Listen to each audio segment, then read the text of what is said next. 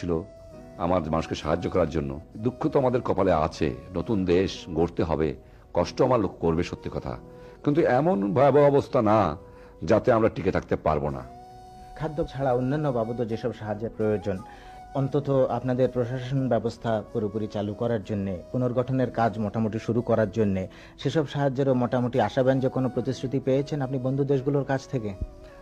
যারা আমাদের ভালোবাসেন তারা তো নিশ্চয়ই সাহায্য করতে এগিয়ে আসতেছেন, তবে জানি না কেনা কতদূর করবেন। আমি হতাশ হই নাই, এইটুকু বলতে পারি। পাকিস্তানে যা আন্দাজ করা যাচ্ছে প্রায় 4 লাখ বাঙালি আছেন, আমাদের দেশের মানুষ আছেন। এদের দেশে ফিরিয়ে আনার ব্যাপারে আপনাদের চেষ্টা কতটা এগিয়েছে? আমি জাতিসংঘের কাছে অনুরোধ করেছি, রেড ক্রসের কাছে অনুরোধ করেছি, এবং আমি বলে দিয়েছি যারা পশ্চিম পাকিস্তানের বাঙালিরা আছে তাদের ফেরত দেওয়ার জন্য। এক্সচেঞ্জ অফ পপুলেশন আমার আপত্তি নাই, তবে কথা হলো এই যে একথা সত্য যে যারা সামরিক বাহিনীর লোকেরা আমার দেশের মানুষকে হত্যা করেছে, অত্যাচার করেছে, মেরেছে, তাদের বিচার হবে। এই বিচার কবে নাগাদ হবে বলে আপনি আশা করেন? ওটা এখন আমি বলতে পারছি না, ইনকোয়ারি চলছে, সবকিছু রেডি হচ্ছে, সময়ের প্রয়োজন আছে।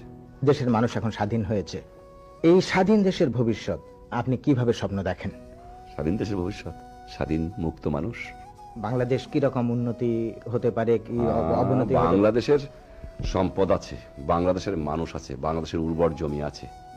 200 বছর ইংরেজ আমলে ইংরেজ বাংলাদেশকে শোষণ করেছে, তারপর 23 বছরে যা কিছু হাড়মাংস ছিল পশ্চিম পাকিস্তানে নিয়ে গেছে, কিন্তু স্বাধীন বাংলাদেশকে আর কেউ শোষণ করতে পারবে না, কোনো শক্তি দুনিয়ায় নাই। এবং এটা শোষণহীন সমাজ হবে, এবং এখানে হবে গণতন্ত্র, এখানে হবে সমাজতন্ত্র, এখানে হবে শোষণহীন সমাজ, এখানে হবে ধর্মনিরপেক্ষ রাষ্ট্র, এবং সেটা হবে জাতীয়বাদের ভিত্তিতে। জনসম্পদ দুনিয়ার সবচেয়ে বড় সম্পদ, সেটা বাংলার মানুষের আছে। আমিও দুনিয়া দেখেছি, কিন্তু এমন সোনার দেশ, এমন সোনার মাটি কোথাও দেখেছো তুমি? যদি আমার দেশের মানুষকে শোষণ কেউ না, বিদেশিরা না করতো, তাহলে আমার মানুষ এই হয়ে দুঃখী আজ হতো না। যদি শোষণ বন্ধ করে দেবার পারি, অদূর ভবিষ্যতে আমার বাংলাদেশ সোনার বাংলা হবে। জয় বাংলা।